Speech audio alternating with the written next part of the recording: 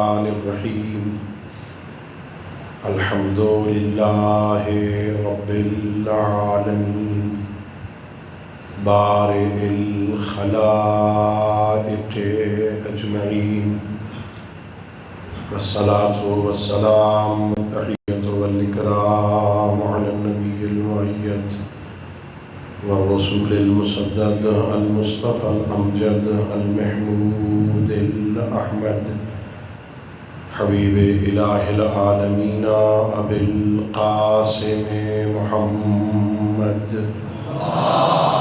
اللہم صلی علی محمد وعلی محمد وعلی اہل بیتہ الطیبین الطاہرین المعصومین الغر المیامین الذین قال اللہ تعالی فی شأنہم انما يريد الله ليذهب عنكم الرجس اهل البيت ويطهركم تطهيرا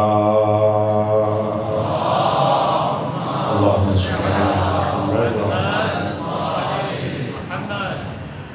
ورحمة الله على احبابهم واصحابهم وشيعتهم ومواليهم ولعنة الدائمة الأبدية على أعدائهم أجمعين أما بعد فقد قال الله تبارك وتعالى في كتابه المجيد وفرقانه الحميد وهو أصدق الصادقين وقوله الحق بسم الله الرحمن الرحيم مرج البحرين يلتقيان بينهما برزخ لا يبغيان فبأي آلاء ربكما تكذبان ويخرج منهما اللؤلؤ والمرجان فبأي آلاء ربكما تكذبان صلوات اللهم صل على محمد وعلى محمد اللہ رب العزت کے حق محمد وعلى محمد علیہ السلام ہم سب کی اس عبادت کو اپنی بارگاہ میں قبول فرمائے. خالق علم یزل ولا یزال بحق ائمہ خدا علیہ السلام اس مجلس کو، اس ذکر کو، اس موعظہ کو، اس عزاداری کو ہماری ہم سب کے مرحومین تمام شہدائے ملت اور بالاخص جناب عزادار حسین کے والدین مرحومین کی بخشش کا ذریعہ قرار دے. خالق کائنات ہم سب کو اپنے معصوم ہادیوں کی سیرت طیبہ کو سمجھنے اور اس پر عمل کرنے کی توفیق عطا فرمائے. اپنی ان دعاؤں اور اس عظیم عبادت کی قبولیت کے لیے بآواز بلند صلوات پڑھیں. اللہم صلی علی محمد وعلی محمد. میرے محترم معزز اور مکرم سامعین، اللہ رب العزت کا لاکھ لاکھ شکر ہے کہ اس ذات ہدیت نے، اس کریم اللہ نے، مہربان خالق نے، رحمان و رحیم پروردگار نے اس عارضی اور فانی دنیا میں ہمیں کامیاب زندگی بسر کرنے کے لیے نبی کے بعد بے آسرا نہیں چھوڑا. اللہ نے ہمیں نبی کے بعد آل محمد کے دامن سے متمسک فرمایا. اللہ نے ہمیں سید الانبیاء کے بعد اہل بیت علیہ السلام جیسے عظیم رہبر عطا فرمائے. یہ اللہ رب العزت کا اتنا بڑا احسان ہے. اگر ہم اللہ کی اس نعمت پر خالق کا شکر ادا کرنا چاہیں، زندگی ختم ہو جائے، اس ایک نعمت کا حق شکر ادا نہیں ہو سکتا. اللہ نے ہمیں نبی کے بعد ایسے رہبر عطا فرمائے جن کے لیے ہمارے معصومین فرماتے ہیں اولنا محمد آخرنا محمد، اوسطنا محمد، بل کلنا محمد۔ ہمارا پہلا بھی محمد ہے، ہمارا آخری بھی محمد ہے، ہمارا درمیانہ بھی محمد ہے، بلکہ سارے کے سارے محمد۔ یا طالب علم تشریف رکھتے ہیں، میں تھوڑی وضاحت کروں، یہ بہت بڑی بات ہے۔ ہمیں پڑھایا جاتا ہے جب کسی ایک شے کو دوسری شے کے ساتھ تشبیہ دیتے ہیں نا، تو عربی گرامر میں کچھ حروف ہوتے ہیں جو تشبیہ کا معنی ادا کرنے کے لیے استعمال ہوتے ہیں، جیسے کاف۔ اور ہمیں وہاں مثال جو یاد کروائی جاتی ہے وہ زید کل اسد، زید شیر کی طرح ہے۔ اور اب طالب علم جانتے ہیں کہ ایک مشبہ ہوتا ہے، ایک مشبہ بہی ہوتا ہے، اور ایک وجہ شبہ ہوتی ہے۔ ایک شے کو تشبیہ دی جا رہی ہے، ایک جس کے ساتھ تشبیہ دی جا رہی ہے، اور ان کے درمیان ایک وجہ شبہ، ایک صفت مشترک ہوتی ہے جسے وجہ شبہ کہتے ہیں۔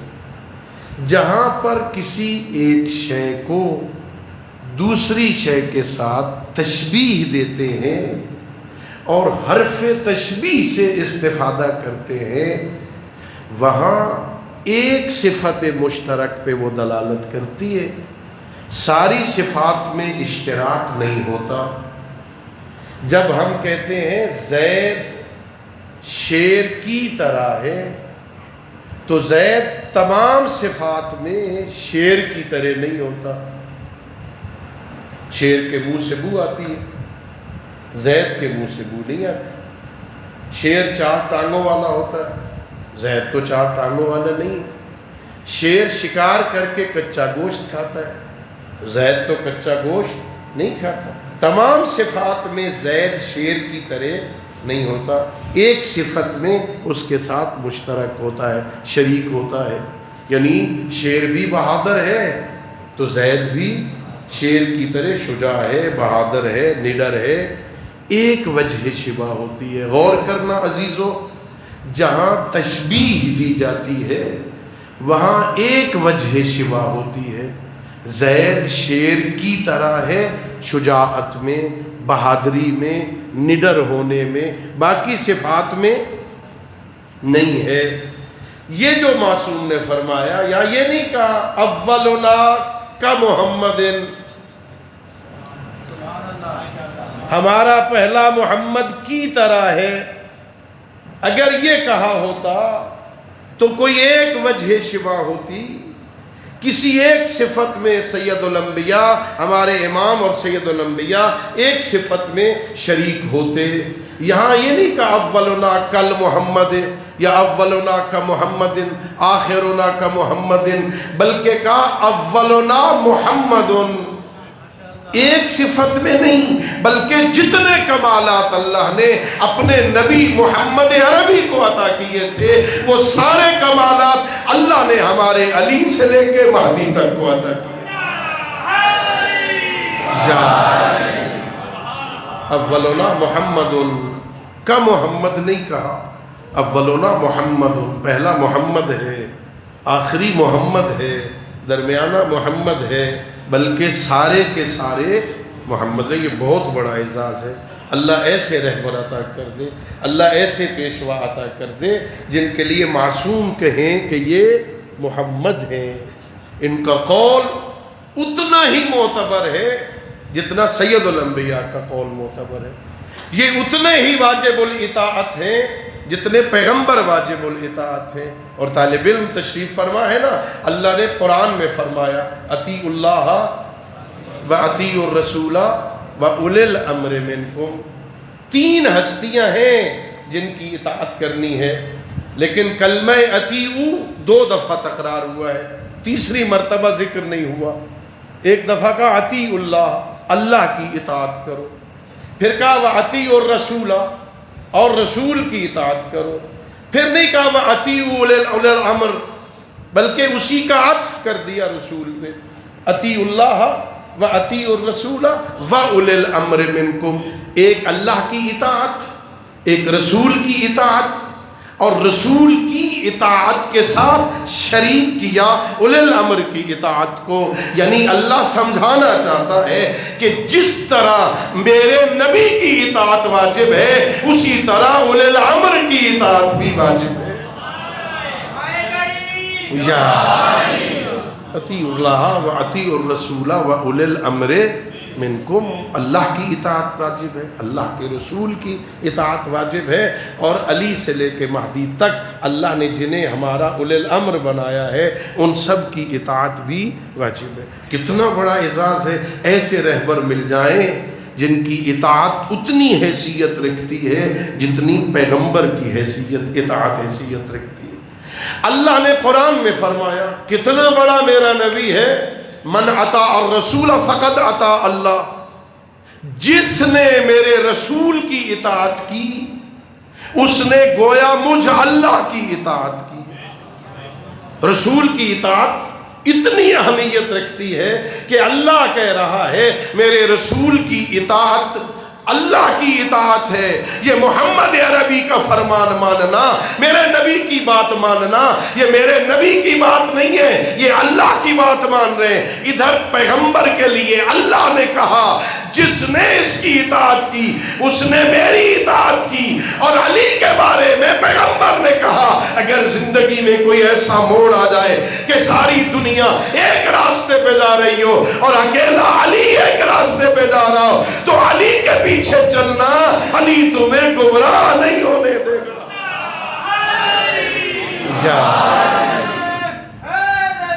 یا علی کی اطاعت رسول کی اطاعت، رسول کی اطاعت اللہ کی اطاعت ہے۔ اللہ نے ہمیں کیسے رہبر عطا فرمائے جن کی اطاعت رسول کی اطاعت شمار ہے، بلکہ اور کہوں اللہ نے ہمیں ایسے رہبر عطا فرمائے ہیں کہ جن کی زیارت کر لینا ایسے ہی ہے جیسے رسول کی زیارت کر لینا۔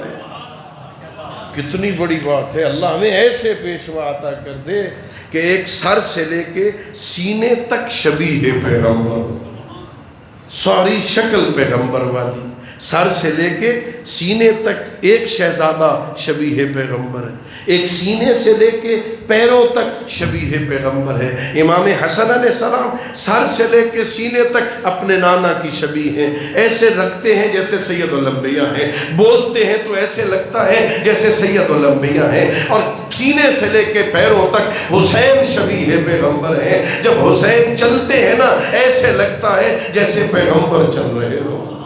اللہ نے کیسے رہبر عطا کیے تمہیں جن کی شکل پیغمبر والی، جن کا قول پیغمبر والا، جن کا کردار پیغمبر والا، جن کی گفتگو پیغمبر والی، جن کی سیرت پیغمبر والی، جن کا فرمان اتنا ہی معتبر جتنا سید الانبیاء کا فرمان معتبر ہو۔ اللہ نے ہمیں ایسے عظیم پیشوا عطا فرمائے۔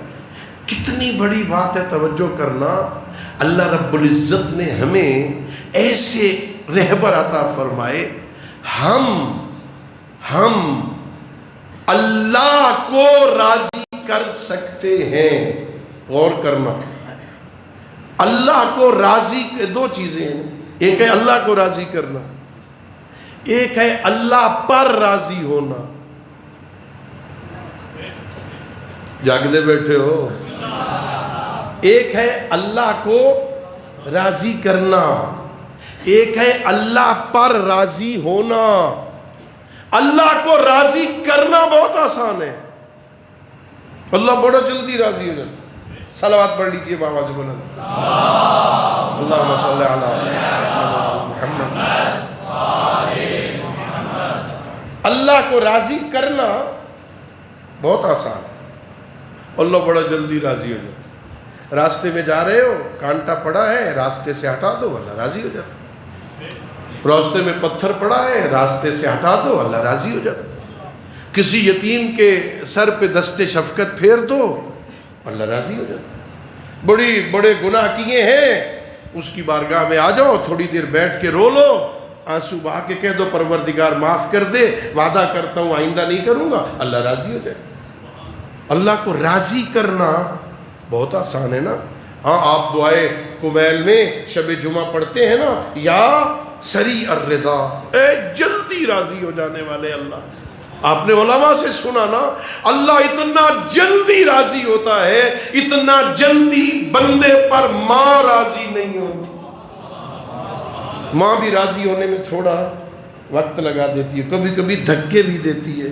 اب ماں کو زیادہ ستایا ہو کسی بچے نے، پھر چلا جائے معافی مانگنے تو دو چار دھکے دے گی، منہ ادھر ادھر کرے گی، ذرا دفع ہو جا، تو نے بڑا ستایا مجھے، لیکن ظاہر ہے پھر بیٹا ہے، پھر سینے سے لگا لے گی، رونا شروع کر دے گی۔ مائیں بھی کبھی ناراض ہوتی ہیں، بیٹا ایسے کام نہیں کرتے، ایسی باتیں نہیں کرتے، تھوڑی دیر کے بعد راضی ہوتا ہے۔ اور روایت یہ ہے اللہ ماں کے راضی ہونے سے بھی پہلے بندے پہ راضی ہو جاتا ہے۔ تو اللہ کو راضی کرنا یہ بہت آسان ہے، اللہ پر راضی ہونا یہ بہت مشکل ہے۔ اللہ رب العزت ہمارے ساتھ جو کر دے ہم راضی۔ ایسا ہے گھر میں ایک بیمار ہے، ابھی وہ ٹھیک نہیں ہوا، دوسرا بیمار ہو جائے، ابھی وہ بھی چارپائی پہ پڑا ہے، تیسرا بیمار ہو جائے، کیا خیال ہے؟ شکایت نہیں شروع ہو جائے گی؟ ہاں، خدا نخواستہ ایک فوتگی ہوئی، اگلے ہفتے دوسری ہوگی، اگلے ہفتے تیسری ہوگی۔ ایک بیٹی پیدا ہوئی، پھر اگلے سال دوسری بیٹی، پھر اگلے سال تیسری بیٹی ہو، پھر راضی ہو۔ ہمارے پاس کیس آئے ہوئے ہیں، کیس، اس وجہ سے بیوی کو طلاق دے دی، یہ بچیاں پیدا کرتی۔ اللہ پر راضی ہونا یہ بہت مشکل ہے۔ اللہ بیٹیاں دے تو راضی، بیٹے دے تو راضی، ایک ایک دے تو راضی، باندھ رکھے تو راضی ہے۔ ہاں، امتحان میں پاس ہو جاؤ تو بھی راضی، فیل ہو جاؤ تو بھی راضی ہے۔ مشکل ہے۔ اللہ کو راضی رکھنا کرنا آسان ہے، اس پر راضی ہونا یہ بہت مشکل ہے۔ اللہ نے تجھے رہبر ایسے عطا کیے، اللہ نے پیشوا ایسے عطا کیے، اللہ نے مجھے امام ایسے عطا کیے، اللہ نے ایسے آل محمد عطا کیے جو صرف اللہ کو راضی نہیں کرتے، وہ راضیتاً بھی ہے، مرضیتاً بھی ہے۔ اللہ ان پر راضی ہے، وہ اللہ پر راضی ہے۔ یہ اللہ یا رسول اللہ یا علی۔ اچھا، یہ اللہ پر راضی ہونا ہے بہت مشکل، ہے بہت مشکل۔ ایک بندہ صابر ہوتا ہے نا، صابر، جو مصیبتوں پہ مشکلات پہ صبر کرتا ہے۔ ایک بندہ شاکر ہوتا ہے، اللہ کی نعمتوں پر خدا کا شکر ادا کرتا ہے۔ اور ایک ہوتا ہے راضی، اللہ پر راضی ہونے والا۔ یہ جو اللہ پر راضی ہوتا ہے نا، اس کا درجہ صابر اور شاکر دونوں سے بلند ہوتا ہے، صابر سے بھی بلند منزل۔ کیوں؟ اس لیے کہ جو صبر کرتے ہیں نا مشکلات میں، اللہ قرآن میں فرماتا ہے کہ جو صبر کرتے ہیں ہم انہیں قیامت والے دن پورا پورا اجر دیں گے۔ جو مصیبتوں پہ صبر کر رہے ہیں نا، اس کی نظر اجر پہ ہوتی ہے۔ آ گئی مشکل نا، صبر کروں گا اجر ملے گا۔ شاکر کیا کرتا ہے؟ اللہ فرماتا ہے کہ اگر تم میری نعمتوں پر شکر ادا کرو تو میں اپنی نعمتوں میں اضافہ کر دوں۔ جو شکر کر رہا ہوتا نا، اس کی نظر ازدیاد نعم پہ ہوتی ہے کہ اللہ نعمتیں زیادہ کر دے، اس لیے وہ شکر کر رہا ہوتا ہے۔ لیکن جو اللہ کی رضا پہ راضی ہوتا ہے نا، اس کی نظر اجر پہ بھی نہیں ہوتی، اس کی نظر نعمتوں کے اضافے پر بھی نہیں ہوتی، اس کی نظر اللہ کی رضا پہ ہوتی ہے۔ اس لیے اس کا درجہ بہت بلند ہوتا ہے، وہ شکایت نہیں کرتا۔ اللہ رب العزت کی طرف سے آنے والی مشکلات میں اللہ کی شکایتیں نہیں کرتا۔ طالب علم تشریف فرما ہے نا، ایک معلم اخلاق نے لکھا، یہ جو اللہ کی رضا پر راضی ہوتا ہے نا، اس کی مثال ایسے ہی ہے کل میت بین یدی الغسال حیث یتقلبہ کیف یشاء۔ یہ کبھی آپ نے غسل دیا ہوگا میت کو نا، دیا ہے کبھی غسل؟ بھائی صاحب غسل ہوتے ہوئے دیکھا ہو آپ نے، چلو غسل دیا نہ ہو تو کسی کو غسل دیتے ہوئے دیکھا تو ہوگا نا. میت ہوتا ہے سامنے، میت ایک تختے پر، غسل دینے والا اس کے پہلو بدل رہا ہوتا ہے، کبھی سر اٹھا رہا ہے، کبھی دائیں طرف کبھی بائیں طرف، اس کے پہلو بدل رہا ہے. آپ نے کبھی دیکھا ہو کسی میت نے غسل دینے والے کو کہا ہو کیا کر رہا ہے، کیا کر رہا ہے میرے ساتھ؟ کبھی ادھر الٹ رہا ہے، کبھی ادھر الٹ رہا ہے، کبھی سر اٹھا رہا ہے، یہ کیا کر رہا ہے؟ میت کوئی شکایت نہیں کرتا. وہ معلم اخلاق کہتا ہے الراضی بقضاء اللہ، جو اللہ کی رضا پہ راضی ہوتا ہے نا، وہ کل میت بین یدی الغسال، اس میت کی طرح ہوتا ہے جو غسال کے سامنے ہوتا ہے. غسال اس کے پہلو بدلتا ہے، وہ اعتراض نہیں کرتا. یہ جو اللہ کی رضا پہ راضی ہے نا، اللہ اس کے ساتھ جو کر دے اس کے فیصلے کے خلاف زبان نہیں کھولتا، چپ رہتا ہے. جو کر دے زبان نہیں کھولتا خالق کی کائنات کے سامنے. الراضی بقضاء اللہ، یہ بہت بڑی منزل ہے. اللہ کے فیصلوں پر راضی ہونا بہت بڑی بات ہے. حضرت موسیٰ علیہ السلام بہت بڑے نبی ہیں. رب العزت سے عرض کرتے پروردگار آج مجھے بندہ وہ ملا جس سے تو محبت کرتا. آج وہ بندہ ملا جس سے اللہ میرے تو محبت کرتا ہے. میرے خالق کا ارشاد ہوا موسیٰ نبی فلاں دیہات میں چلے جاؤ، ساحل کے کنارے ایک دیہات ہے، وہاں تمہیں ہمارا محبوب مل جائے گا. حضرت موسیٰ چلے، پیدل گئے، سواری پہ گئے، مجھے نہیں پتا. روایت میں حضرت موسیٰ وہاں پہنچے، وہاں دیکھا ایک عجیب بندہ ہے، بیٹھا ہے، ہاتھ کٹے ہوئے ہیں، پیر کٹے ہوئے ہیں، مجذوب قسم کا ہے اور بیٹھا ہے.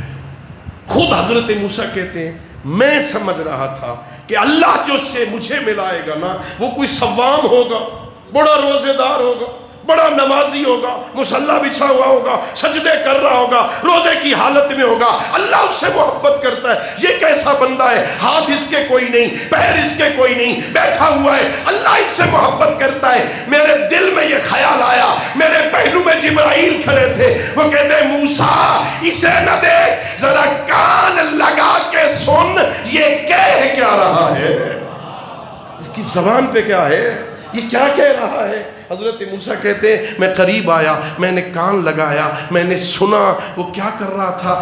یسبوح قدوس رب الملائکۃ والروح، خالق کائنات کی تسبیح پڑھ رہا تھا، اس کی پاکیزگی کو بیان کر رہا تھا. میرا اللہ تو پاکیزہ ہے، میرا اللہ تو پاک اور پاکیزہ ہے. اللہ کی عظمتوں کو بیان کر رہا تھا. جس حالت میں رکھا ہے اس پہ راضی ہے. یہاں پر حضرت موسیٰ نے کہا اے عبد الہی میں مستجاب الدعویٰ ہوں، میں اللہ کا نبی ہوں، اللہ میری دعائیں قبول کرتا ہے. اگر اجازت دے میں تیرے حق میں دعا کروں، تیری یہ مشکل حل ہو جائے، تجھے بازو مل جائے، تجھے پیر مل جائے، یہ بیماری سے شفا مل جائے، اجازت دے تیرے حق میں دعا کروں. وہ مجذوب کہتا ہے اے موسیٰ مجھے تیری دعا کی ضرورت نہیں، میں اس پر زیادہ راضی ہوں جس پہ اللہ رکھے. جو اللہ میرے لیے پسند کرتا ہے نا، میں اس پہ زیادہ راضی ہوں. اللہ کی رضا پہ راضی رہنا یہ بہت بڑا مرتبہ ہے.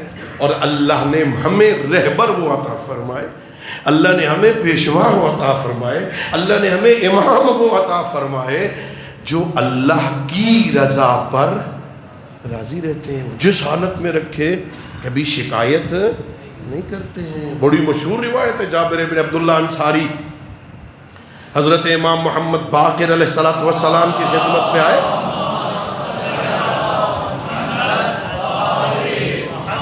امام کی خدمت میں آئے تو امام نے اسے پوچھا ہاں جابر بتاؤ کیسے زندگی گزر رہی ہے، زندگی کیسے گزر رہی ہے. حضرت جابر ابن عبداللہ انصاری وہ عظیم صحابی پیغمبر، اللہ اکبر، جسے پیغمبر نے کہا تھا جابر تجھے اتنی لمبی زندگی ملے گی کہ تو میرے 5ویں جانشین کو بھی دیکھے گا. جب اسے دیکھو تو میرا سلام کہنا ہے۔ حضرت جابر وہ عظیم صحابی ہے جو کربلا کا پہلا زوار ہے۔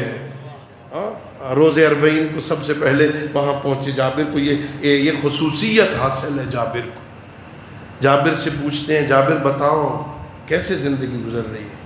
تو مولا میں بیماری کو صحت پہ ترجیح دیتا ہوں، میں چاہتا ہوں بیمار رہوں۔ اب بیماری میں اللہ زیادہ یاد آتا ہے۔ میں غربت کو ثروت پہ ترجیح دیتا ہوں، غریب رہوں تو اللہ زیادہ یاد آتا ہے۔ پیسے ویسے زیادہ ہو جائیں تو پھر تھوڑا بندہ بے نیاز ہو جاتا ہے۔ میں موت کو زندگی پہ ترجیح دیتا ہوں۔ موت ہو جائے، لقاء اللہ کی منزل پہ فائز ہو جائیں، بارگاہ رب العزت میں پہنچ جائے، دنیا سے جان چھوٹ جائے، میں یہ چاہتا ہوں۔ پھر اس نے پوچھا یبن رسول اللہ، اب آپ بتائیں آپ کی زندگی کیسے گزر رہی ہے؟ تو میرے امام نے فرمایا جابر یہ تیری سوچ ہے، یہ تیرا طرز زندگی ہے، تو ایک شے کو دوسری شے پہ ترجیح دیتا ہے، تو موت کو زندگی پر، تو غربت کو ثروت پر، تو بیماری کو صحت پہ ترجیح دیتا ہے۔ ہم آل محمد کسی شے کو کسی پہ ترجیح نہیں دیتے، جس حال میں وہ رکھے اسی پہ راضی رہتے ہیں۔ اللہ نے وہ رہبر عطا فرمایا، اللہ نے ہمیں یا رسول اللہ یا علی اللہم صلی علی محمد وعلی محمد وعجل فرج۔ اللہ نے ہمیں عظیم پیشوا عطا فرمایا۔ اللہ رب العزت نے امام حسن علیہ السلام کی شکل میں عظیم پیشوا عطا فرمایا نا۔ ناز کیا کرو، فخر کیا کرو، سر اٹھا کے چلا کرو۔ اللہ نے تمہیں بے عیب رہبر عطا فرمایا، اللہ نے تمہیں معصوم رہبر عطا فرمایا۔ اللہ رب العزت نے حسن اور حسین جیسے پیشوا عطا فرمایا۔ یہ حسین ہماری عربی گرامر میں کون سا صیغہ ہے؟ یہ حسین تصغیر ہے حسن کی۔ حسن صفت مشبہہ ہے نا، صفت مشبہہ صفت ثبوتی ہوتی ہے نا، طالب علم بیٹھے ہو نا، ہاں یہ کیا ہے؟ حسن کی تصغیر ہے۔ حسین حسن کی تصغیر ہے۔ حسن کا معنی خوبصورت، حسین کا معنی چھوٹا خوبصورت۔ توجہ فرمانا، حسن خوبصورت، حسین چھوٹا حسن۔ حسین کا معنی کیا ہوگا؟ چھوٹا حسن۔ اور حسن کا معنی کیا ہوگا؟ بڑا حسین۔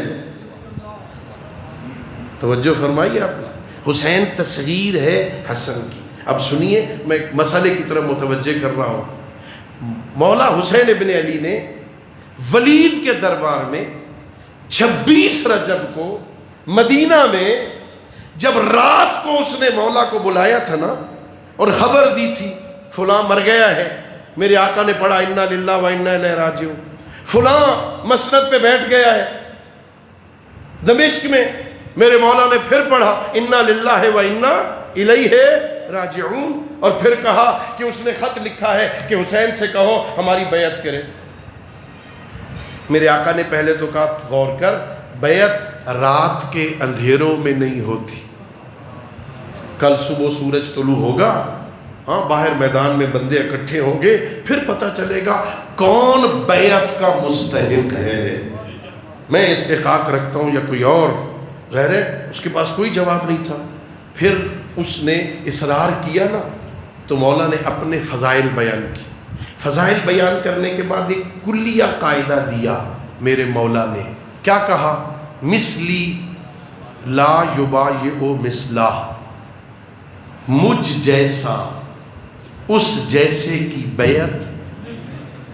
طالب علم ہے اپنا غور کریں، یہ نہیں کہا میں حسین یزید کی بیعت نہیں کروں گا، میں حسین یزید کی بیعت نہیں کرتا، کہا مثلی لا یبایع مثلہ، مجھ جیسا اس جیسے کی بیعت نہیں کرے گا۔ حسین ابن علی تصغیر ہے حسن کی، اور جب حسین یزید کی بیعت نہیں کرتا تو حسین سے بڑا حسن یزید کے کسی باپ کی بیعت کیوں کرے؟ یا مثلی لا یبایع مثلہ، مجھ جیسا اس جیسے کی بیعت نہیں کرے گا، نہیں کرے گا۔ کلیہ قاعدہ دیا، نہ صرف یہاں، پوری تاریخ کو بدلا میرے آقا نے، بتایا تاریخ میں الحسن والحسین سیدہ شباب اہل الجنہ وابوہما خیر منہما، پیغمبر نے فرمایا حسن و حسین جوانان جنت کے سردار ہیں اور ان کا باپ ان سے بہتر ہے۔ حسن و حسین جوانان جنت کے سردار ہیں اور ان کا باپ ان سے بہتر ہے۔ جب شہزادے کسی کی بیعت نہیں کرتے تو ان کا باپ کسی کی بیعت کیوں کرے گا؟ رب العزت نے تمہیں ایسے رہبر عطا کیے نا، ایسے عظیم پیشوا عطا کیے، اللہ نے ہمیں ایسے رہبر عطا کیے ہیں جو اس لائق ہے کہ ان کی بیعت کی جائے۔ یہ کسی کی بیعت نہیں کرتے، ظالم کی بیعت ہرگز نہیں ہوئی۔ اللہ نے ہمیں امام حسن کی شکل میں بہترین پیشوا عطا فرمائے۔ کیا کردار ہے امام حسن علیہ السلام؟ علم پیغمبر والا، حلم پیغمبر والا، سیرت اور کردار پیغمبر والا۔ کتنے بڑے عالم تھے جو جھولے میں پڑے ہوئے 3 دن کا حسن مجتبیٰ جھولے میں پڑا ہوا لوح محفوظ کا مطالعہ کرتا ہے۔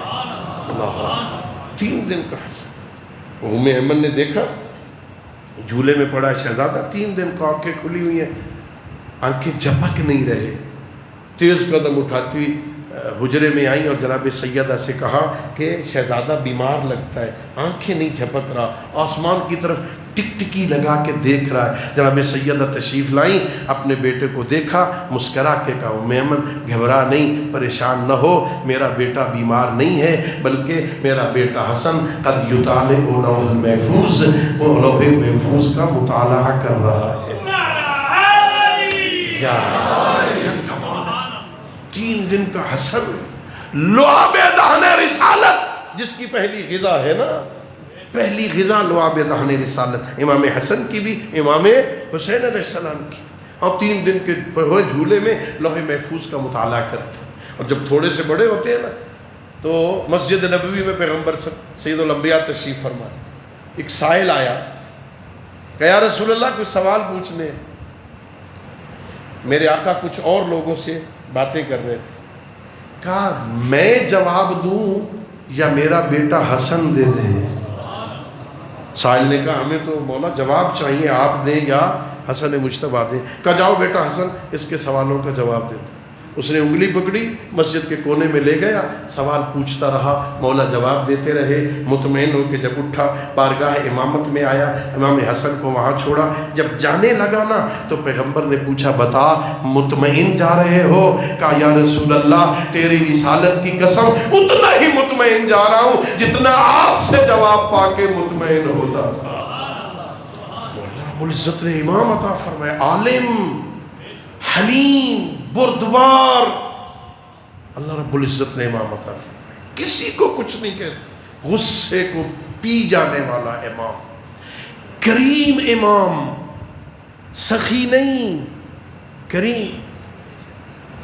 وہ عربی کا ایک مقولہ ہے کہ لعین بخیل، بخیل کھا کے خوش ہوتا ہے، کریم کھلا کے خوش ہوتا ہے۔ اللہ نے تمہیں امام وہ عطا فرمائے جو کریم ہے، کھلا کے خوش ہوتا ہے۔ اور اللہ ایسا قصیدہ پڑھتا ہے قرآن میں ان کا، جب کھلاتے بھی ہیں نا، وَيُطْعِمُونَ الطَّعَامَ عَلَى حُبِّهِ مِسْكِينًا وَيَتِيمًا وَعَسِيرًا، اور کہتے کیا انما نطعمکم لوجہ اللہ لا نرید منکم جزاء ولا شکورا، ہم تمہیں خدا کی رضا میں، خدا کی رضا کے لیے کھلاتے ہیں، نہ تم سے جزا چاہتے ہیں نہ شکریہ۔ عجیب ہے، اللہ رب العزت قرآن میں عظمت بیان کرتا ہے آل محمد کی۔ جتنی آیات اہل بیت کے فضائل میں آئیے نا. اب تو ظاہر ہے سوشل میڈیا بڑا فاسٹ ہو گیا ہے نا, ہر بچے کے پاس دو دو موبائل ہے نا, دو دو سمیں ہیں نا, الگ الگ سسٹم لگائے ہوئے ہیں. ہم پر آپ نے بڑا سوشل میڈیا فاسٹ ہو گیا ہے, اور اس کا ایک فائدہ یہ ہوا کہ ہمارے اہل سنت علماء کرام نے بھی اب سوشل میڈیا پر یہ اقرار کرنا شروع کر دیا ہے کہ قرآن مجید کی 600 آیتیں علی حیدر کرار کے فضائل میں نازل ہوئی. جو باتیں ہم مدت سے کہہ رہے تھے نا وہ خود بیان فرما رہے ہیں نا. ہاں جیسے جیسے زمانہ آگے بڑھ رہا ہے نا, مکتب اہل بیت کی عظمتیں اجاگر ہو کے سامنے آ رہی ہیں, اور جتنی آیتیں اہل بیت کے فضائل میں آئی ہیں نا, ان ساروں کا شان نزول اس وقت تک مکمل نہیں ہوتا جب تک آل محمد میں حسن شامل نہ ہو جائے. اللہ اکبر, اتنی تک وہ مکمل ہی نہیں ہوتا. مرج البحرین یلتقیان, جو آیتیں میں نے آپ کی خدمت میں تلاوت کرنے کا شرف حاصل کیا, اب دو دریا ہیں جو آپس میں ملتے ہیں. مرج البحرین یلتقیان بینہما برزخ لا یبغیان, ان میں ایک برزخ ہے جو انہیں حد سے تجاوز نہیں کرنے دیتا. فَبِأَيِّ آلَاءِ رَبِّكُمَا تُكَذِّبَانِ, اے گروہ جن و انس, تم اللہ کی کون کون سی نعمت کو جھٹلاؤ گے. وَيَخْرُجُ مِنْهُمَا اللُّؤْلُؤُ وَالْمَرْجَانُ, ان سے لؤلؤ و مرجان نکلتے ہیں. پوچھا گیا مولا یہ لؤلؤ و مرجان کا تذکرہ ہے, اور فرمایا تمہیں نہیں پتا, اس سے مراد عام لؤلؤ اور مرجان نہیں ہے. لؤلؤ سے مراد حسن مجتبیٰ ہے, مرجان سے مراد حسین ابن علی ہے. اللہ نے فضائل بیان کیے قرآن مجید میں, کیا عظمت ہے بھئی. دیکھیے اللہ رب العزت قرآن میں ایک مقام پہ اپنے حبیب کے بارے میں فرماتا ہے کہ یہ میرا محمد, یہ میرا نبی, تم میں سے کسی مرد کا, مردوں میں سے کسی کا باپ نہیں ہے. ما کان محمد ابا احد من رجالکم, تمہارے مردوں میں سے کسی کا باپ نہیں ہے. ولیکن رسول اللہ ہے وخاتم النبیین, رسول اللہ ہے, خاتم النبیین ہے. تم میں سے کسی کا باپ, تم مردوں میں سے کسی کا باپ نہیں ہے. اور اللہ آیت مباہلہ میں فرماتا ہے فَقُلْ تَعَالَوْا نَدْعُ أَبْنَاءَنَا وَأَبْنَاءَكُمْ وَنِسَاءَنَا وَنِسَاءَكُمْ, میرے حبیب نصارہ نجران سے کہہ دو تم اپنے بیٹوں کو لاؤ, ہم اپنے بیٹوں کو لاتے ہیں. باپ کسی کا نہیں, حسنین بیٹے ہیں. اللہ اکبر, کتنی بڑی بات ہے. اللہ نے تمہیں ایسے پیشوا عطا کیے جو فرزند رسول ہیں, نص قرآن سے فرزند رسول ہیں. رسول جنہیں اپنا فرزند کہہ رہا ہے. میں اپنے بیٹوں کو لاتا ہوں, تم اپنے بیٹوں کو لاؤ. ہم اپنی خواتین کو لاتے ہیں, تم اپنی خواتین کو لاؤ. ہم اپنے نفسوں کو لاتے ہیں, تم اپنے نفسوں کو لاؤ. پھر جھوٹوں پر اللہ کی لعنت کرتے ہیں. لکھا مورخین نے, لکھا مفسرین نے, جب پیغمبر نکلے ہیں نا تو حالت کیا تھی. امام حسین کو اپنے سینے سے لگایا ہوا, امام حسن کی انگلی پکڑی ہوئی, پیچھے جناب سیدہ, ان کے پیچھے علی حیدر کرار, اس حالت میں چلے. اور آپ جانتے ہیں حکیم کا کام تو حکمت سے خالی. میں تو دیہاتی ہوں, دیہاتوں میں عموماً جب گھر کے لوگ نکلتے ہیں نا تو بچے ماؤں نے اٹھائے ہوتے ہیں, اگر وہ پرانی تہذیب ہو تو, ہاں, ورنہ آج کل شاید کچھ بدل گیا ہو, ہاں, ورنہ مائیں اٹھاتی ہیں بچوں کو. اگر مصلحت کے خلاف یہاں جناب سیدہ نے امام حسین کو اٹھایا ہوتا تو لکھنے والے تو بہانے تلاش کرتے ہیں نا, وہ لکھتے فطرت کا تقاضا تھا. جب ماں جا رہی ہے تو بیٹے نے تو ساتھ جانا تھا, تو ماں نے اٹھا لیا. ماں نے نہیں اٹھایا, محمد عربی نے اٹھایا ہوا تھا. پیغمبر گرامی اسلام نے حسین ابن علی کو اٹھایا ہوا. اور روایت کی لفظ یہ ہے کہ پیغمبر نے حسن مجتبیٰ کی انگلی کو پکڑا ہوا تھا. حسن مجتبیٰ نے پیغمبر کی انگلی نہیں پکڑی, پیغمبر نے پکڑی تھی. کہ اگر حسن مجتبیٰ نے پکڑی ہوتی تو مورخ بہانے بناتا, نانا جا رہا تھا, نانے سے محبت تھی, نانے کے ساتھ پیار تھا, جاتے ہوئے نانا کی انگلی پکڑ لی. پیغمبر نے پیغمبر کی انگلی حسن نے نہیں پکڑی, بلکہ پیغمبر نے حسن مجتبیٰ کی پکڑی تاکہ بتایا جائے یہ بچپن کے تقاضے کی وجہ سے نہیں جا رہے، بلکہ نبوت کی صداقت کے گواہ بن کے جا رہے ہیں۔ یا اور بہت بڑی بات ہے، نبوت، شریعت، اسلام، قرآن کی صداقت کے گواہ بن کے جا رہے ہیں۔ کس عمر میں؟ اور کہا تھا شاید محرم کی کسی مجلس میں نے یہاں کہا ہو، ذرا سوچو کس لیے جا رہے ہیں؟ قرآن کی صداقت کے گواہ بن کے، نصارہ نجران کے مقابل اسلام کی حقانیت کے گواہ بن کے جا رہے ہیں، پیغمبر کی رسالت اور صداقت کے گواہ بن کے جا رہے ہیں۔ ہمارا نانا سچا ہے، رسول ہے اللہ کا، ان کے گواہ بن کے جا رہے ہیں۔ اور جو 9 یا 10 ہجری میں، چونکہ اختلاف ہے کہ یہ مبالغہ کا واقعہ 24 ذی الحج 9 ہجری میں ہوا یا 10 ہجری میں ہوا، بعض علماء نے لکھا 9 ہجری میں، بعض نے لکھا 10 ہجری میں۔ 9 ہجری یا 10 ہجری میں جو شہزادے رسالت، اسلام، شریعت محمدیہ، قرآن کی صداقت کے گواہ بن سکتے ہیں، وہ 11 ہجری میں فدق کے گواہ کیوں نہیں؟ اللہ اکبر، صداقت کے گواہ بن کے جا رہے ہیں، کوئی اعتراض نہیں کرتا۔ اللہ رب العزت نے تمہیں وہ عظیم پیشوا عطا فرمائے، وہ جو قرآن کی صداقت کے گواہ، چھوٹی عمر میں بھی وہ سچے ہو کے صداقت کے، پیغمبر کی صداقت کے گواہ بن کے جا رہے ہیں۔ اللہ نے ہمیں ایسے عظیم پیشوا عطا فرمائے، ناز کیا کرو۔ اور پھر جنہیں پیشوا مانا ہے نا، میں زیادہ زحمت نہ دوں، وقت گزر گیا جلدی، ہاں، جنہیں اللہ نے ہمارا پیشوا بنایا، ہماری ذمہ داریاں، ایک ذمہ داری اور اہم ذمہ داری یہ ہے کہ جنہیں پیشوا مانا ہے نا، پھر ان کی اطاعت کرو، پھر ان کی فرما برداری کرو، پھر ان کی بات مانو، پھر ان کے نقش قدم پہ چلو، جیسا کہیں ویسا کرو، اپنی مرضیاں چھوڑو۔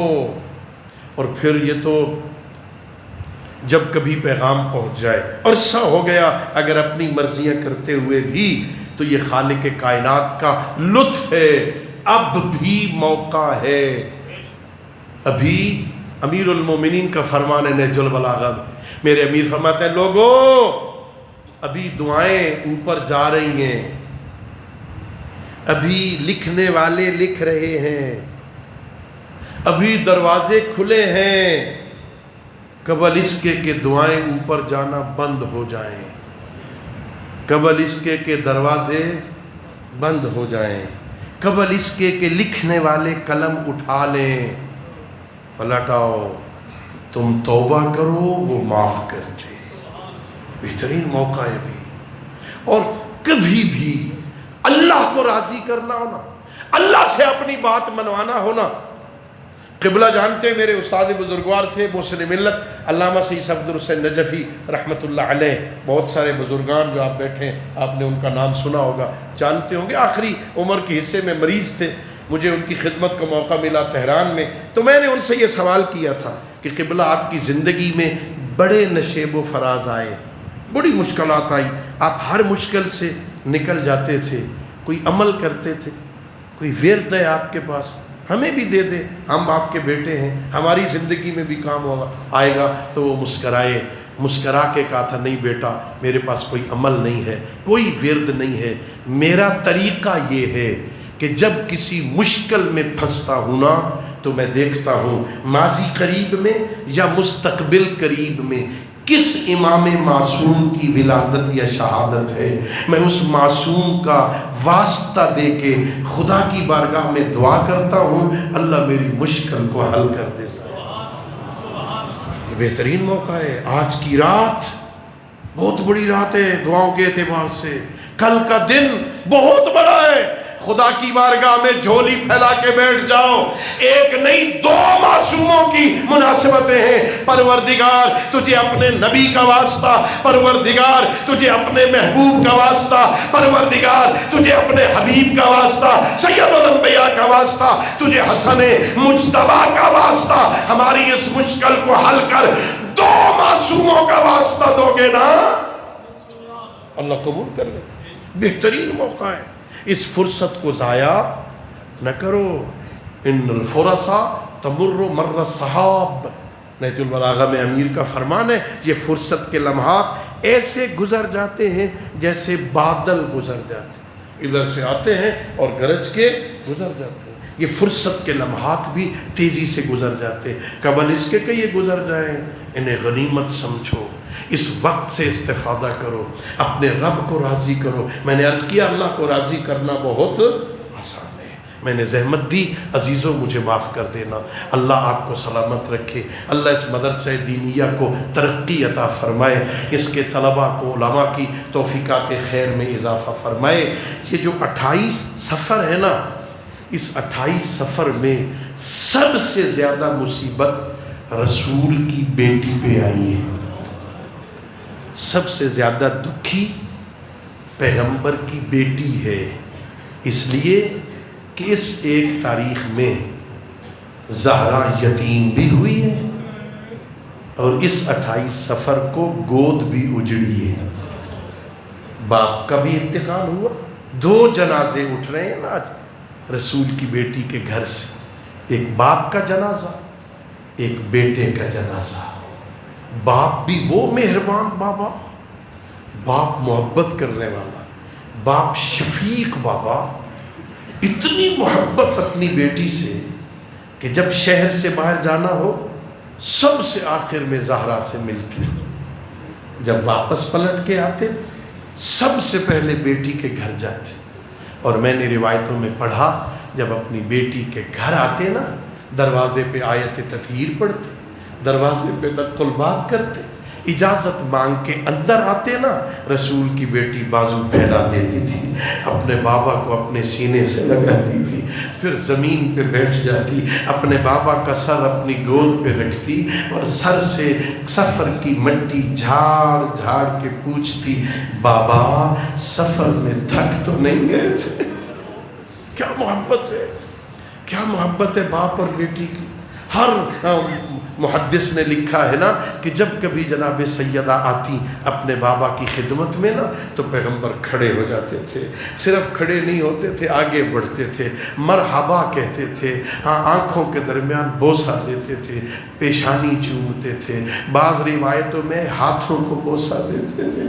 ایک ام المومنین نے پوچھا تھا، یا رسول اللہ کیوں اتنے بوسے دیتے ہو بیٹی کو؟ تو میرے آقا نے فرمایا تھا، تجھے کس نے کہا ہے میں اپنی مرضی سے اٹھتا ہوں؟ میں اپنی مرضی سے نہیں اٹھتا۔ ہاں جب میری بیٹی اپنے گھر سے چلتی ہے نا میرے گھر آنے کے لیے تو اللہ کا فرشتہ آتا ہے، وہ آ کے کہتا ہے یا رسول اللہ، اللہ سلام بھی کہہ رہا ہے اور اللہ کہہ رہا ہے میری کنیز آ رہی ہے، اس کا اٹھ کے استقبال کرو۔ کیا مقام ہے جناب سیدہ کا، وہ بھی وہ سیدہ، ہاں آج اس کے گھر سے 2 جنازے اٹھ رہے ہیں، اس بابا کا جنازہ بھی، اس بیٹے کا جنازہ بھی۔ اللہ جانے زہرا کی قسمت کیا تھی، باپ کے جنازے میں کوئی شریک نہیں ہوا اور بیٹے کا جنازہ اٹھا ہے نا تو اس پر تیروں کی بارش ہوئی۔ عجیب یہ جنازہ ہے، عجیب جنازے ہیں۔ زہرا کے باپ کے جنازے میں شریک کوئی نہیں ہوا، لوگ اپنی حکومتوں کے چکر میں ہیں۔ علی حیدر کرار اپنے چند صحابہ کے ساتھ مل کے غسل بھی دیتے ہیں، کفن پہناتے ہیں، دفن کرتے ہیں، عزادہ ہو، اور ادھر حسن مجتبیٰ کائنات کا یہ ایسا عجیب جنازہ ہے۔ تاریخ کہتی ہے کبھی بھی گھر سے اٹھنے والا جنازہ جو قبرستان جاتا ہے نا وہ پلٹ کے پھر گھر نہیں آتا۔ یہ تاریخ کا پہلا اور آخری جنازہ ہے جو زینب کبریٰ نے اپنے گھر سے برآمد کروایا، لیکن تھوڑی دیر بعد واپس لایا گیا۔ اور ہر مورخ نے لکھا ہے عزادارو جب گیا تھا تو کفن کا رنگ سفید تھا، جب پلٹ کے آیا ہے کفن کا رنگ بدلا ہوا تھا، سرخ رنگ ہو گیا تھا۔ کتنا مظلوم ہے زہرا کا لال، جس کی وفات کے بعد بھی، زہر ہلال پلانے کے بعد بھی، جس کے جنازے کو تیروں سے چوٹا گیا۔ بعض روایتوں میں 70 تیر نکالے زینب کبریٰ نے، پھر کفن بدلا گیا، نیا کفن پہنایا گیا، جنت البقیہ کی طرف جنازہ اٹھا۔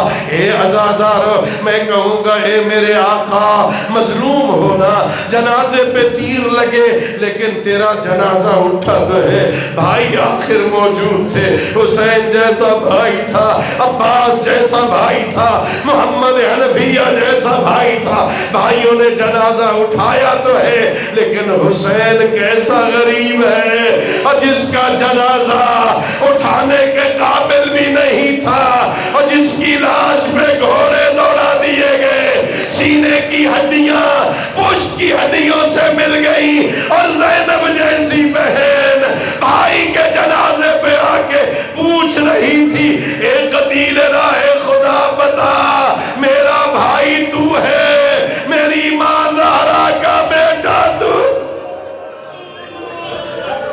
الا لعنت اللہ علی القوم الظالمین وسيعلم الذين ظلموا أي منقلب ينقلبون وآخر دعوانا الحمد لله رب العالمين اللهم صل على محمد وآل محمد وعجل